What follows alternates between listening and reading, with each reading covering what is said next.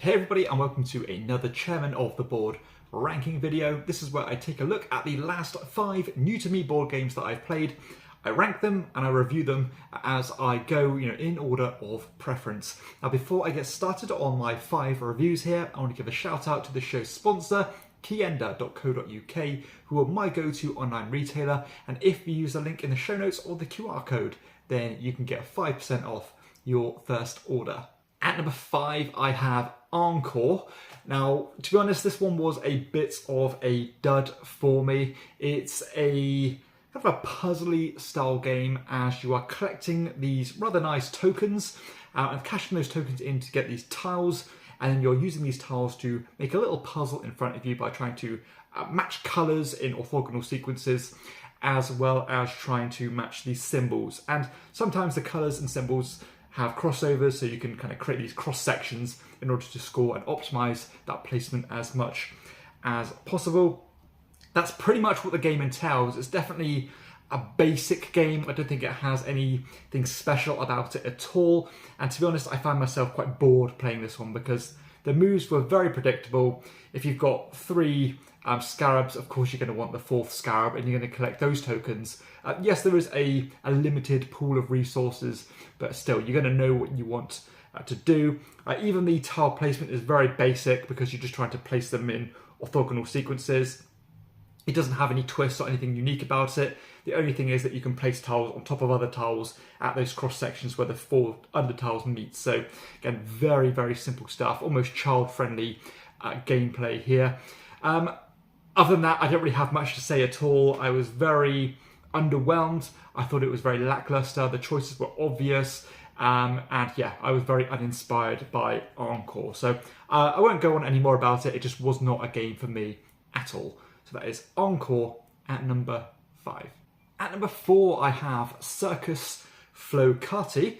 This is a push your luck style game by the great Knizia, and I really like Knizia's take on the push your luck genre, and this is another very good one. So this one is a rather ugly game, at least the version I have, where you are revealing these cards. There's 10 different suits of cards in the game, all depicted by a different colour or a different circus act. And basically you can keep flipping cards until you get a duplicate colour. If you get a duplicate colour, then you're going to go bust and lose your turn, essentially. But instead of doing that, you can choose to take a card from the row and add it to your collection or add it to your hand. And the highest valued card of each colour at the end of the game will score you points based on that value. But there are some additional twists where if you collect 3 cards of the same colour, no matter the values, you can cash them in together in order to score 10 points as a trio or as a set. So ideally you want to try and get the low cards to build those trios, but also have a high card remaining in your hand to score that one as well. So that's pretty much what the game entails, just simple back and forth, revealing cards, knowing when to push your luck, knowing what cards to hold on to, when to cash them in for trios. There is some interaction through these bonus cards where you can steal cards from your opponent's hand, which makes it a bit more meaningful whether you want to play those trios or not, because if you do play those trios, then those cards are going to be safe from being stolen by other players. But yeah, all in all, simple stuff. This is very lightweight, definitely a filler game. It only takes around 15 minutes to play. Switch your brain off, have some fun, which is what you want from a push your luck game. So been after this one for a long, long time.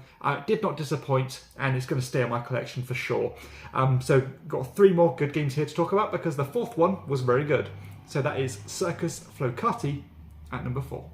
At number 3, I have Donuts. This is a 2-player only abstract strategy game by Bruno Cathala. Now, the objective of this game is to try and get 5 of your coloured donuts in a row on the board, whether that be diagonal, horizontal, or vertical. And all you're going to do on your turn is you're going to place your donut somewhere, and depending on where you've placed your donut, it's going to determine where your opponent can place their next donut, because each of these locations has a direction on them. So it might say you have to place it on this particular horizontal line or this particular diagonal axes and so on. And what that means is that you can not only force your opponent to make moves, but it does mean that you can anticipate what your next move might be. So there definitely is this forward planning here, or the potential for forward planning, without too many variables. So it's not overwhelming when it comes to how many options are available at any time.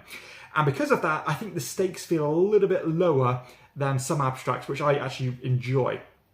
The additional twist on this game is that when you place one of your donuts in between your opponent's donuts, you will flip them and revert them to your colour, which means that you have to be very careful with the opportunities that you leave your opponents, or leaving gaps on the board in general. And this, whenever you play this game, there's often this move that you just didn't quite see. Your opponent sneaks in there and grabs the win in a hiccup. So very fast, and one of those games where you'll kick yourself by making silly mistakes all the time. But it is such a quick game. It has this kind of low stakes feeling to it, which I really enjoy with these abstract games. You can easily just re-rack and go again, again, and again, and again. So it has that kind of addictive quality to it. Now, out of all the Bruno Cathala games that I've played, this is right up there for me. I think it's so charming, but it's still thinky. And other games of his that I've enjoyed this mechanism of, forcing your opponent to make a move in games such as Sobek, I think this game does it to an even higher standard. And that was my favourite part of that game, but it's definitely my favourite part of this game. So yeah, lovely little abstract game. Definitely going to be versatile in who you can play this with, whether you're very seasoned gamers or even if you've got two kids playing against each other, they're going to have a good time with donuts. So that is Donuts at number 3. At number 2, I have Expeditions Around the World.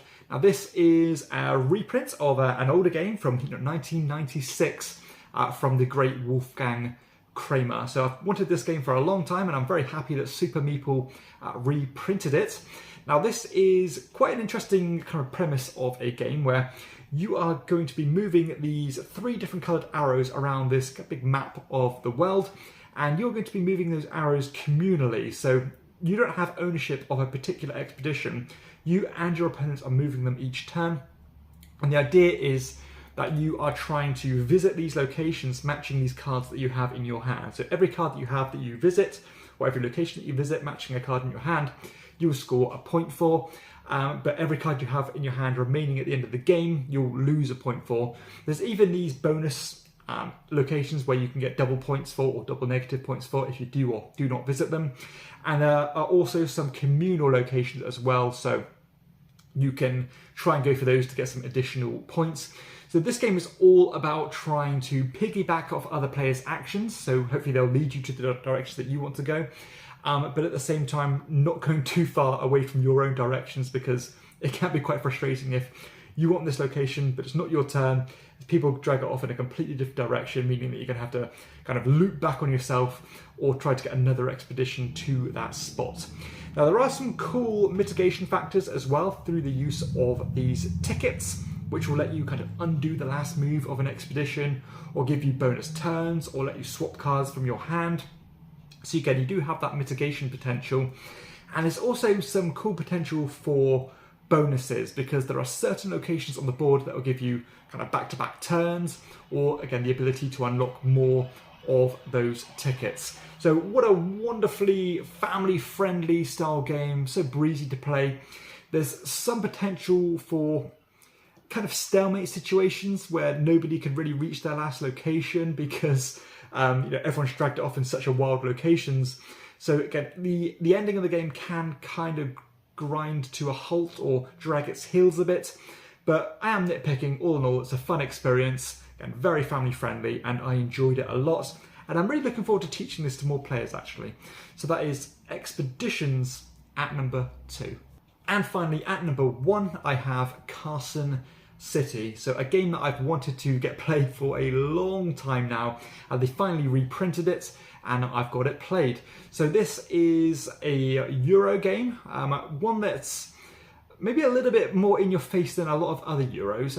Considering this is a worker placement game, and no space in this game is actually kind of safe, I suppose.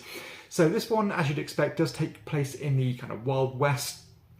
You're placing your workers in order to take certain actions, but you can also buy parts of this map. And you're going to use this map to kind of populate with buildings or houses or build roads in order to generate as much income as possible and convert that income into victory points.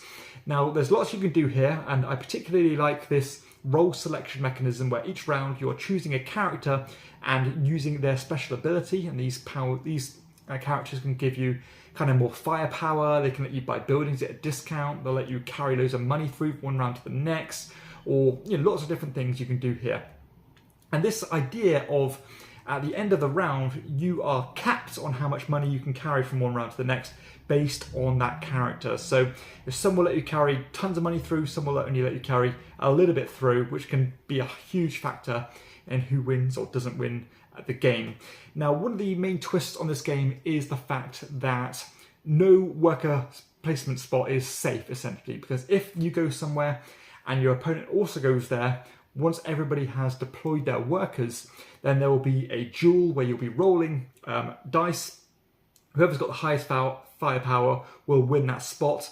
There is some good mitigation here because you can invest in kind of permanent firepower, but still you do have to be prepared that your space might be taken by somebody else.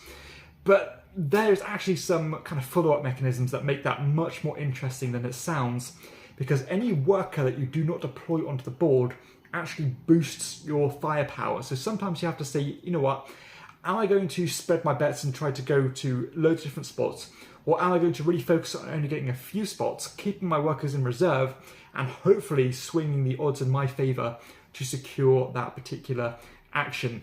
Very, very clever. Other little nuances, such as the ratio of converting money into points is better in the earlier rounds. I love that, but of course the money management comes into play because you want that money to build more buildings and to do other actions. So yeah, all in all, this is such a well-rounded, very polished and refined Euro-style game, one that stood the test of time and is still held in very high regard by a great designer as well, the same designer as Troyes. So yeah, this one ticks all the boxes for me, what I want from a Euro game, and again, differentiates itself from the vast array of worker placement games out there. So 2 thumbs up from me. I love this one. That is Carson City at number 1. So there we have it. That concludes the video. Hopefully you have enjoyed it. If you have, please be sure to hit like and subscribe to my channel and check out my other content too. But for everybody else, I'll see you next time on Chairman of the Board. Bye-bye.